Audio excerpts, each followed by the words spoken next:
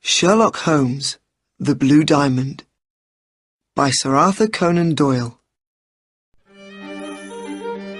Chapter 1. An Old Hat.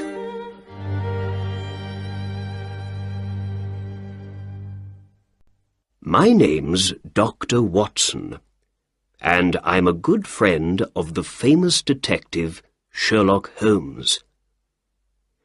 2 days after Christmas last year, I went to his house at 221B Baker Street.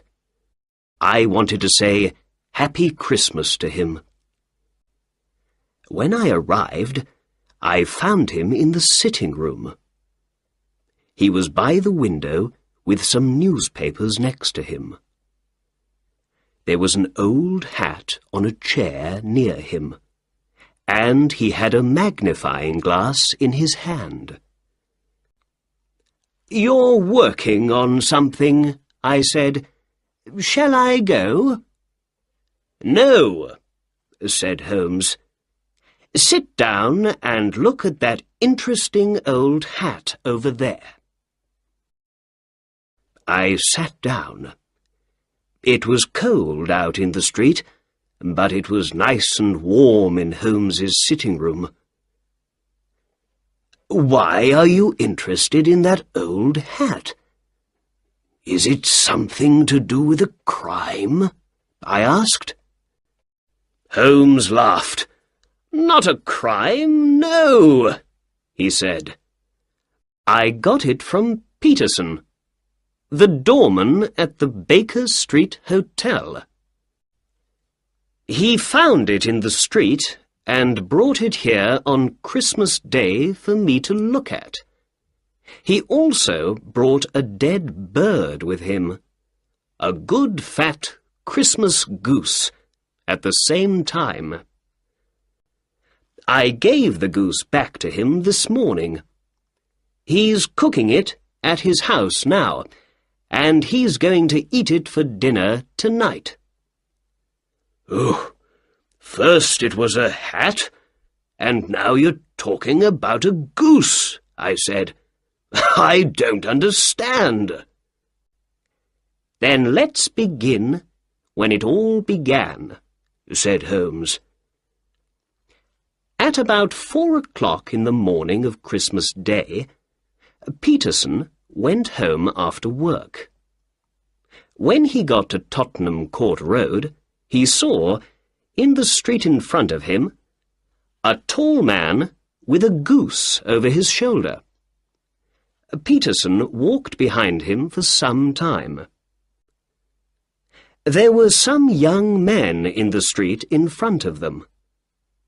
Suddenly, one of them hit the tall man's hat off his head, and it fell into the road. Then the tall man tried to hit the young man with his walking stick, but by accident he broke the window of a shop behind him. At that moment, Peterson ran to the man to help him, but the tall man ran away. Perhaps he felt bad about breaking the shop window. Perhaps he thought that Peterson, in his doorman's coat and hat, was a policeman. When he ran, he left his Christmas bird in the street next to his hat.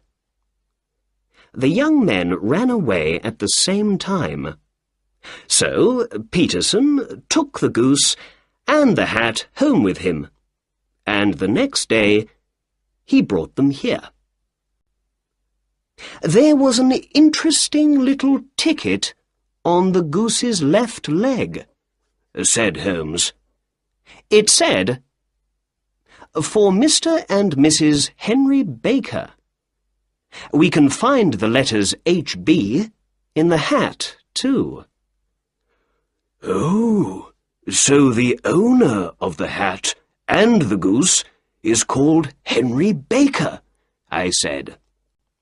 "Yes," answered Holmes. "But, my dear Watson, This doesn't help us very much. There are hundreds of Henry Bakers in London. I gave the goose back to Peterson this morning," he went on, "and I said to him, 'Have this for your dinner.' I didn't want it to go bad, you know." "Did Mr. Baker put an advertisement in the newspaper about his hat and goose?" I asked. "No," answered Holmes. "Then how can we find him?" "Well, perhaps his hat can help us," said Holmes. "Here's my magnifying glass, Watson.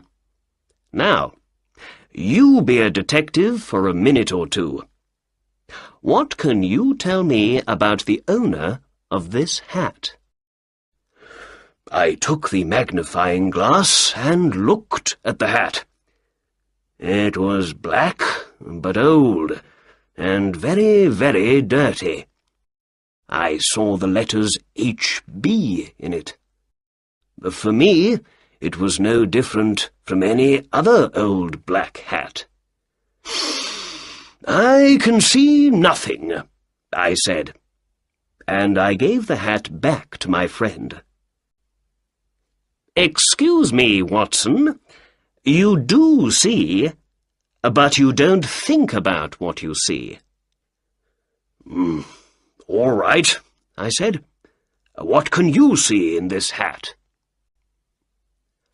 "The owner of this hat is an intelligent man," said Holmes. "He was once rich and is now poor.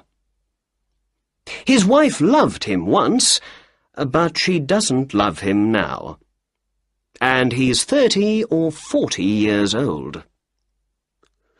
"Well, perhaps I'm slow, Holmes, but I don't understand," I said. "Why is he an intelligent man, do you think?" Holmes put the hat on his head. It came down to his nose. "This is a big hat. A man with a big hat has a big head. And a man with a big head has a big brain. A man with a big brain thinks a lot." "But you say he was once rich and is now poor. Why?" "The hat is 3 years old. I remember these hats were in all the shops then. They were very expensive, too.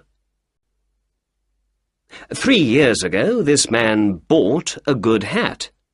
So he was rich then, but he has no money to buy a new hat now, so these days he is poor." "All right," I said, "but you say he is in his 30s or 40s. How does the hat tell you this?"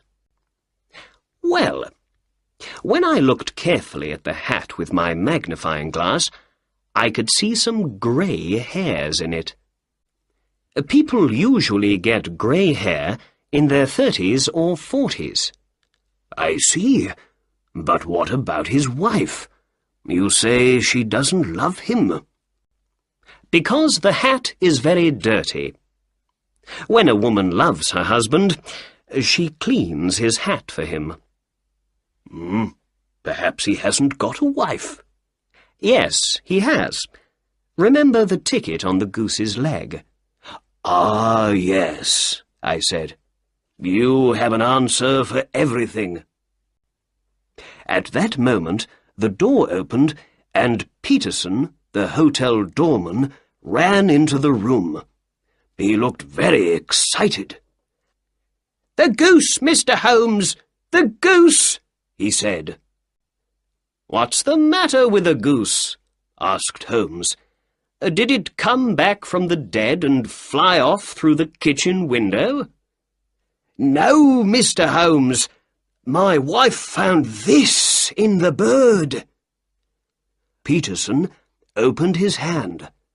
There was a beautiful blue diamond in it. Chapter 2. The Blue Diamond.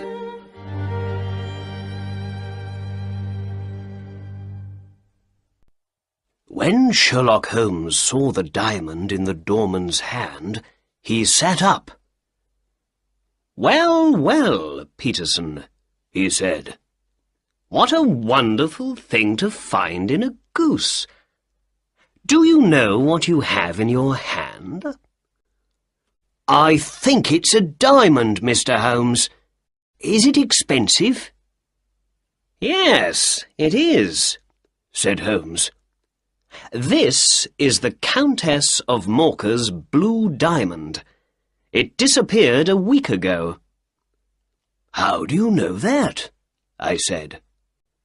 "Watson, you must read the newspapers more often.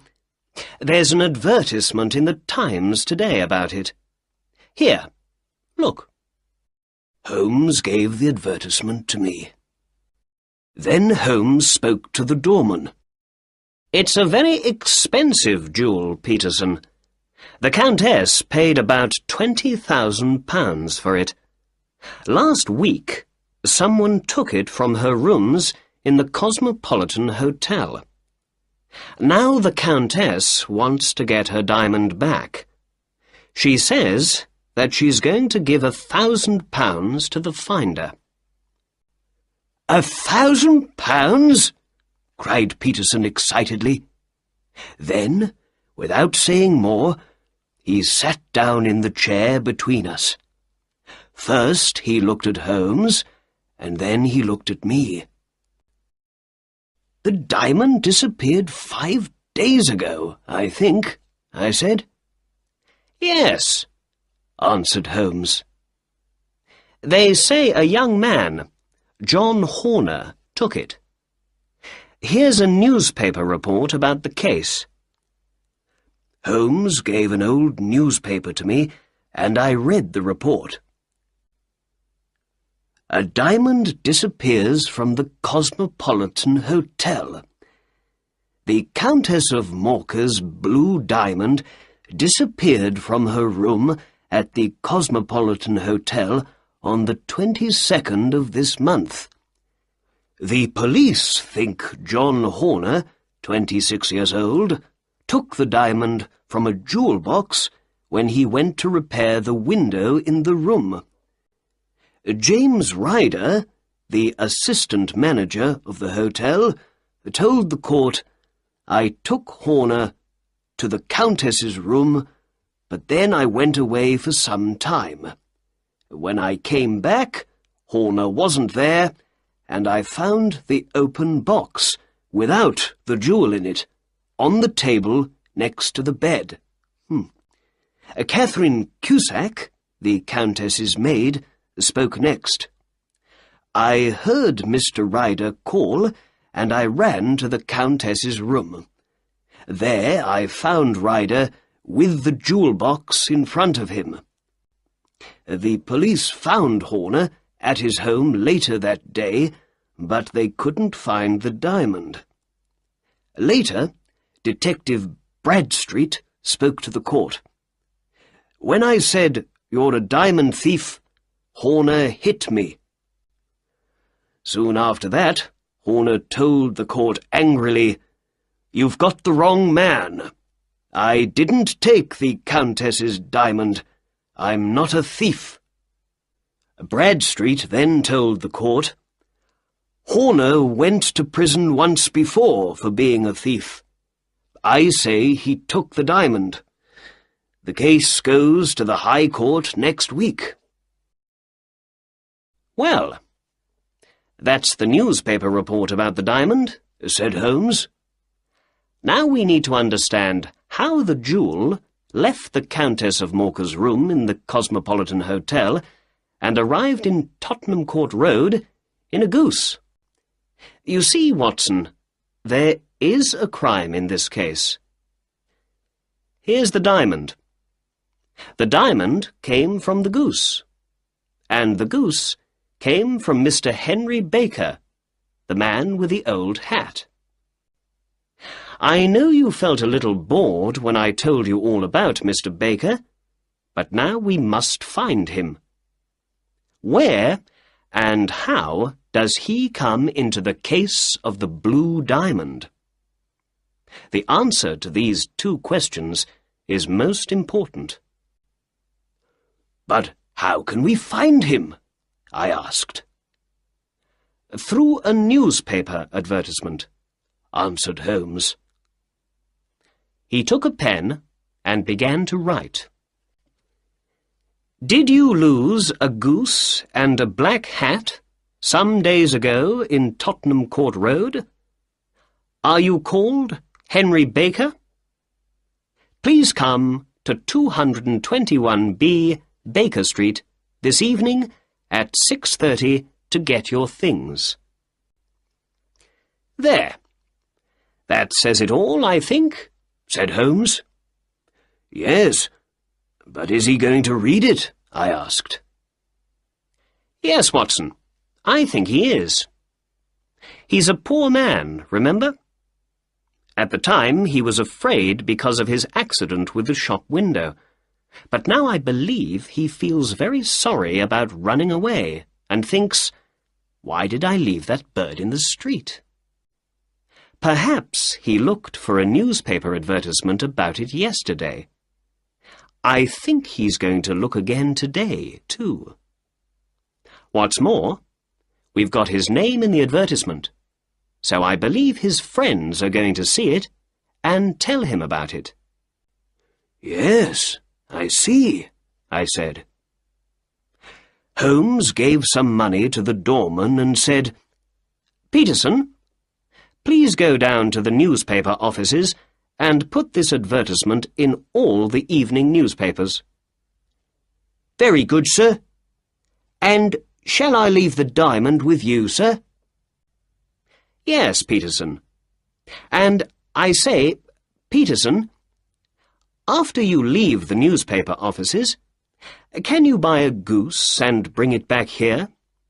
We need a new bird for Mr. Henry Baker when he comes. Your family is eating the old one for dinner today, so he can't have that." The doorman went out of the door and down the street. Chapter 3. Mr. Henry Baker.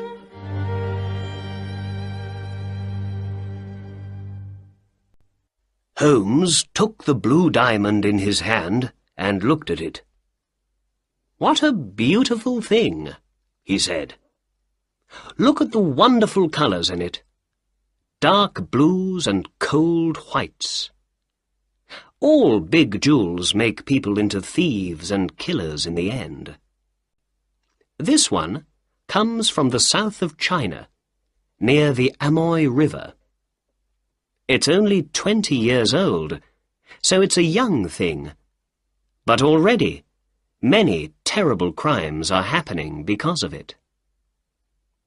I'm going to put it in my safe now, and then let's write a letter to the Countess of Morcar and say we have her beautiful blue diamond here with us."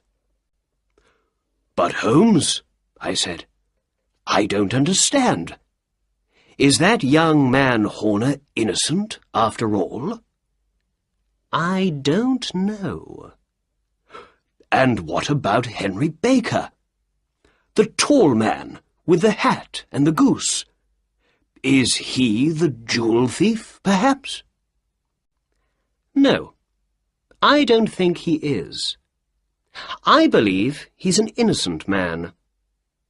I don't think he knew there was an expensive diamond in his goose, a jewel worth more than £20,000.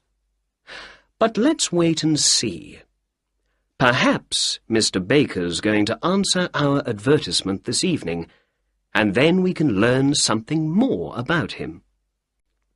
"All right," I said. "I can come back after work this evening. I'm very interested in the answer to this case." "Good," replied Holmes. "Dinner is at 7 o'clock. I got to Baker Street at 6:30 that evening. there was a tall man already at Sherlock Holmes's front door when I came down the street. He wore a long winter coat and had a Scottish hat on his head. When I arrived next to him, the door opened. Mrs. Hudson, Holmes's housekeeper, said, "Good evening" to the two of us, and we went in and upstairs to Holmes's room. "Mr. Henry Baker, I believe," said Holmes to the man when he came in. "Please, sit down." Holmes looked at me and smiled. "Ah, Watson, good. You are here when we need you." Then he looked back at his other visitor. "Is that your hat, Mr. Baker?" Mr. Baker looked at the hat on the chair. "Yes, sir. That's my hat. There's no question about it." He was a big man with a big head, an intelligent face, and grey hair. I remembered Holmes's words about him. He wore a dirty old black coat, with no shirt under it, but he spoke slowly, quietly, and carefully. I looked at him and listened to him, and I thought, yes, this is an intelligent man. He was rich once, but now he has no money, and things aren't easy for him. "We found your hat and your goose some days ago," said Holmes. "But we couldn't find you very easily, Mr. Baker. We didn't know your address. Why didn't you put an advertisement in the newspaper with your address in it? We waited and waited for an advertisement from you, but saw nothing." Mr. Baker smiled. "Oh, I'm sorry. Advertisements are expensive, and I haven't got a lot of money these days. I had once, but not now," he went on.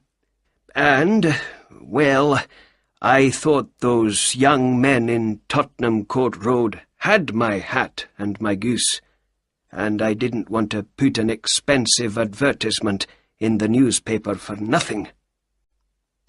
"I understand," said Holmes. "Now, before we say more, I must tell you something about your goose, Mr. Baker. I'm sorry, but, well, we ate it yesterday, you know." "You ate it?" said our visitor, and he stood up excitedly. "Yes. Well, we didn't want it to go bad, you see. But we bought a nice new goose this morning for you. It's on the table there, by the door. Is that all right for you?" "Oh, yes, yes," said Mr. Baker happily. He sat down again. "And let's see. I think we have your old goose's feet, head, and everything from inside it in the kitchen. Do you want those?"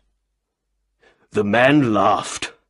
"No, no," he said. "But I'd like to take that nice new goose home with me. Thank you very much." Sherlock Holmes looked at me with a little smile. "Very well," he said to Mr. Baker. "There is your hat, and there is your bird. Please take them. Oh, and before you go, can you tell me something? Where did you get your goose? I know a lot about geese, and that was a very good bird, I can tell you." "Well, sir," said Baker. He stood up and took his hat and the goose in his hands. "I got that bird at the Alpha, a pub near the British Museum. This year, the owner of the pub, Mr. Windigate, began a goose club. Every week we all put 5 or 6 pence into a money box, and at Christmas time we all had the money for a goose. With that, he said goodbye and left. "Well," said my detective friend, "that answers one question. Mr. Baker is not our diamond thief. Are you hungry, Watson?" "Ooh, no, not very." "Let's eat later, then. We must go to the Alpha at once. We need to speak to Mr. Windigate tonight."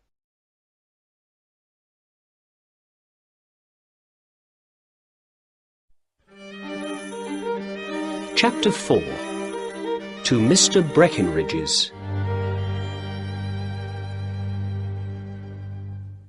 Holmes and I put on our coats and hats and went out into the cold winter street. The sky was dark over our heads.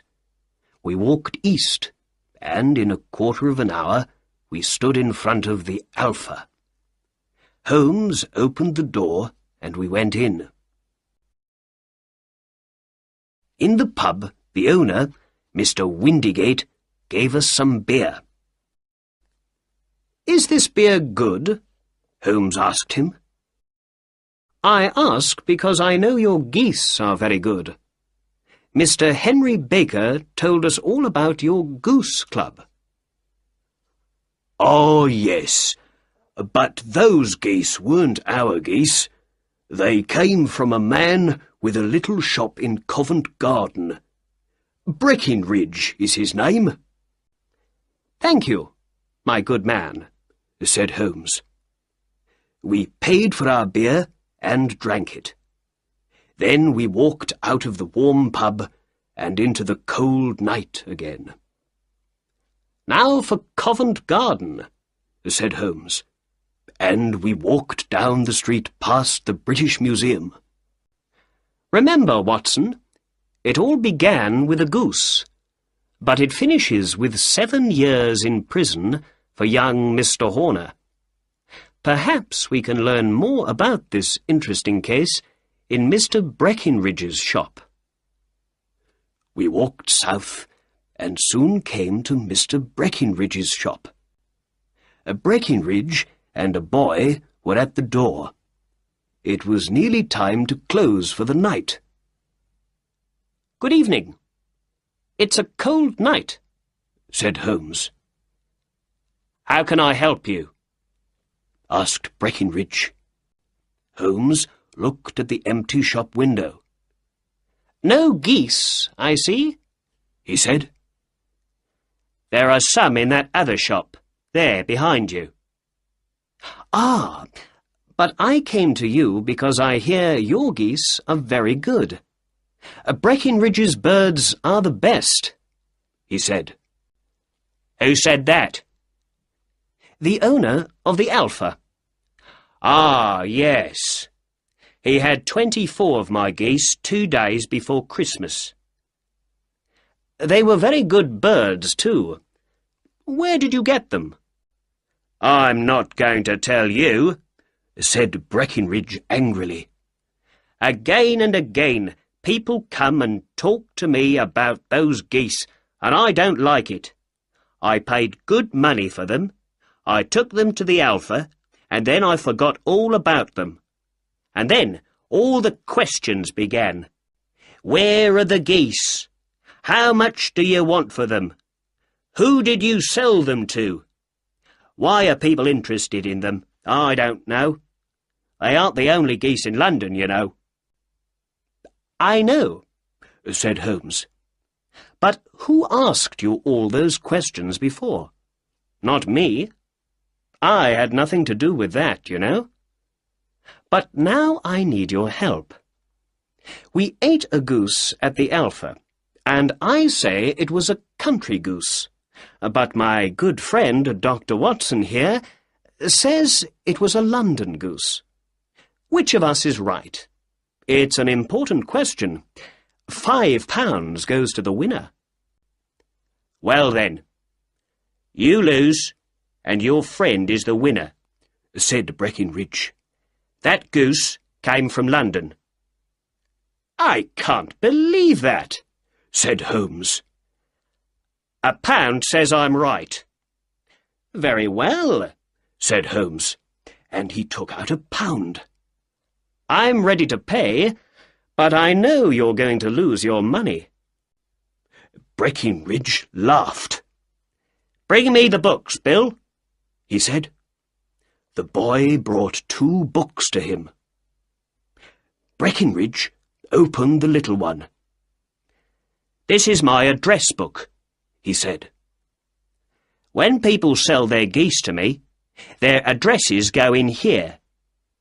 Country people on the left and town people on the right. The numbers after every name are page numbers in my big book." "Read out the 3rd name on the right," said Breckinridge.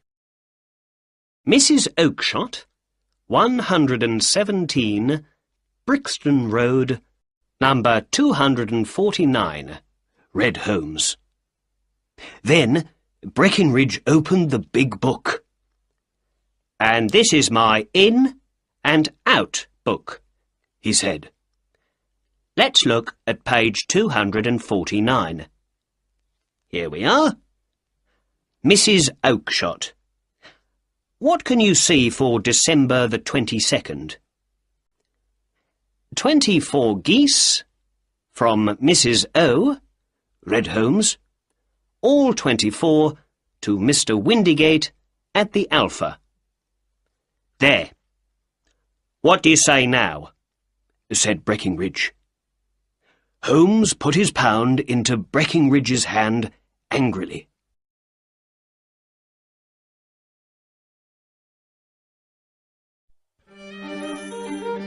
Chapter 5. A Weak Little Man.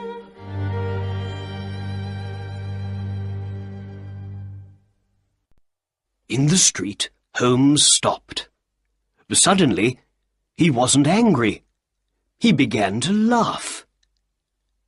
"You see, Watson," he said, "Breckinridge didn't want to tell me Mrs. Oakshott's name and address at first, but later, when he saw he could easily get a pound from me, he told me everything. And he said something very interesting when he got angry. Did you hear? Other people are asking questions about those geese." Suddenly, there was a lot of noise from Mr. Breckinridge's shop behind us.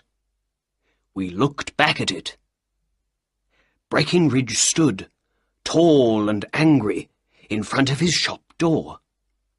A weak little man stood in front of him in the street. "Look, you!" Breckinridge shouted. "I don't want to hear any more about those geese. Mrs. Oakshott can come and speak to me when she wants, but not you. You have nothing to do with it. Did I get the geese from you?" "No, but one was my goose, I tell you," cried the little man. "Then ask Mrs. Oakshott for it." "But she told me ask Mr. Breckinridge for it." "Well, that's nothing to do with me. I don't want to hear any more from you. Do you understand? Now go away." Breckinridge closed his shop door angrily, and the little man ran off down the dark street. "Perhaps we don't need to visit Mrs. Oakshott in Brixton Road after all," said Holmes to me quietly.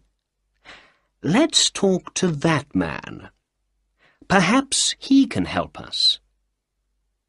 Holmes walked quickly up behind the little man and put a hand on his shoulder. The man stopped and looked back over his shoulder at us. His face was white. "Who are you? What do you want?" he asked weakly. "Excuse me," said Holmes, "but I heard your questions to that shop owner. I think I can help you. Who are you? And how can you help me? My name is Sherlock Holmes, and it's my job to know things other people don't know. But you can't know anything about this. Excuse me, I know everything. You want to find 24 geese.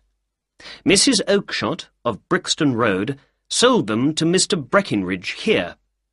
He sold them to Mr. Windygate, the owner of the Alpha, and Mr. Windygate sold them to the people in his goose club. Oh, sir, this is wonderful.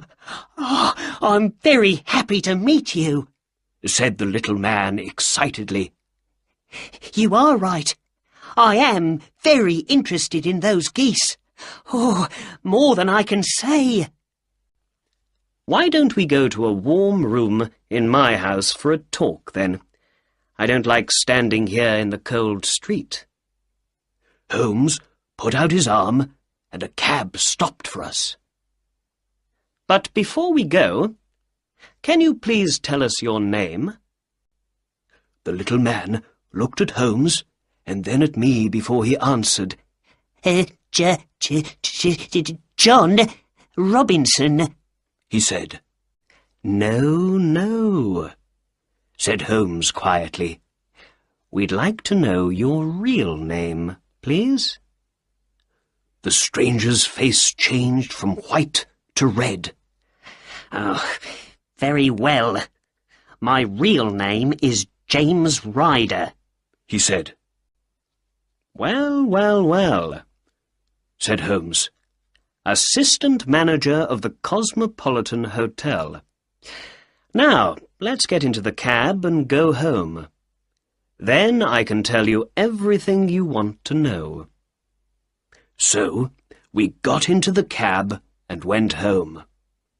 Ryder looked excited, but said nothing. Holmes didn't speak at all in the cab.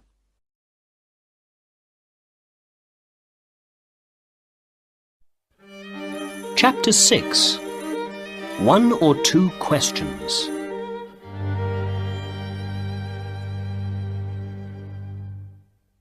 When we arrived at 221B Baker Street, we got out of the cab and went in. Back in his sitting room, Holmes spoke at last. Please sit down, Mr. Ryder. Now, where were we? Ah, yes. You want to know what happened to those 24 geese. Or perhaps what happened to one of those geese. You are interested in only one bird, I think. A white goose with a black tail. Oh, sir, Ryder said excitedly. Where did that bird go to?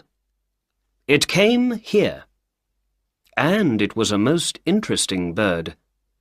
We found something in it after it died. The most wonderful thing.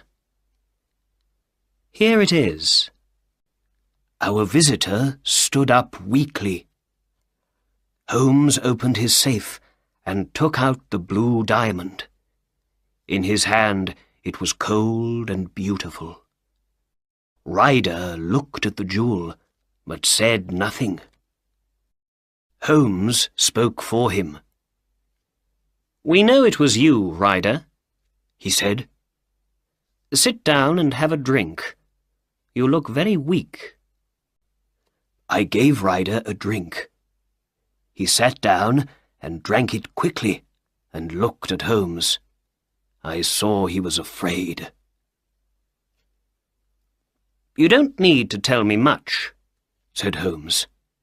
I know nearly everything about the case, but I have 1 or 2 questions to ask.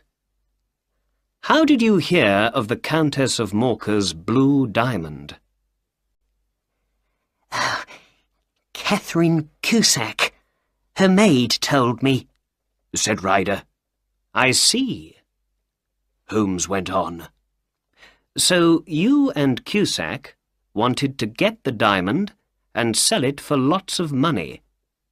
You asked John Horner to come and repair the window in the room because you knew of his time in prison. When he left, you took the diamond from the Countess's jewel box. Then you called the police. They came at once. Because of Horner's time in prison, they believed he was the thief. It was all very easy. Then, Oh, please, please, cried Ryder, now on the floor at Holmes's feet. think of my father. Think of my mother. I never did anything wrong before. I'm never going to do it again. Please don't tell the police. I don't want to go to prison. Sit down in your chair, said Holmes coldly. You're crying now, but did you feel sorry for young Horner? He knew nothing of this crime, but the police believed he was a diamond thief, and so he went to court, and he is now going to prison, all because of you. I can leave the country, Mr. Holmes. Then, when I don't go to court, Horner can leave prison. We can see about that later, said Holmes.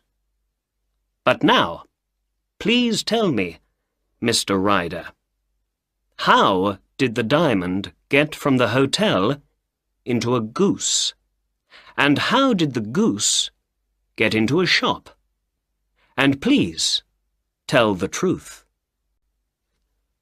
Ryder began. When the police arrested Horner, I left the hotel with the diamond in my pocket.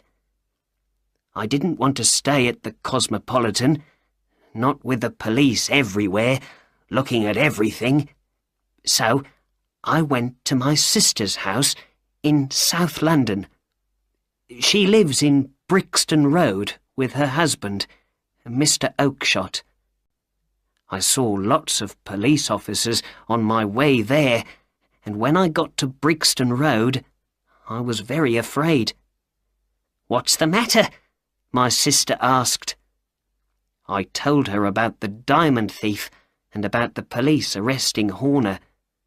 Then I went into the back garden to smoke and think. What could I do with the diamond now? In the garden, I remembered my friend Maudsley. He began well, but he went bad, and in the end he went to prison for his crimes. Perhaps he knows about selling diamonds, I thought. So I decided to visit him at his home in Kilburn in North London. But how can I walk across London with the diamond? I thought. I can't have it in my pocket, not with all those police officers in the streets.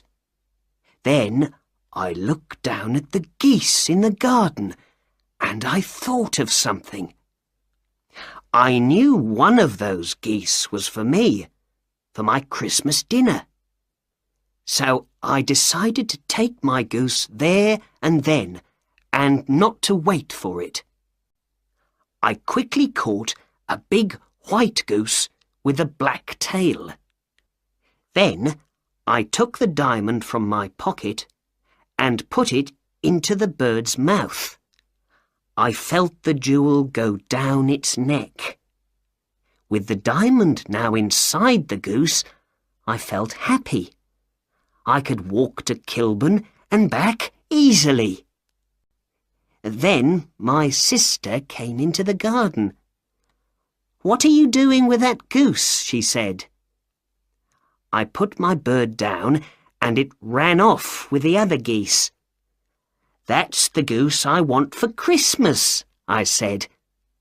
"Very well, catch it, kill it, and take it with you," she said. Well, Mr. Holmes, I caught that bird, killed it, and took it with me to Kilburn. There I told my friend Maudsley all about the diamond, and he laughed and laughed.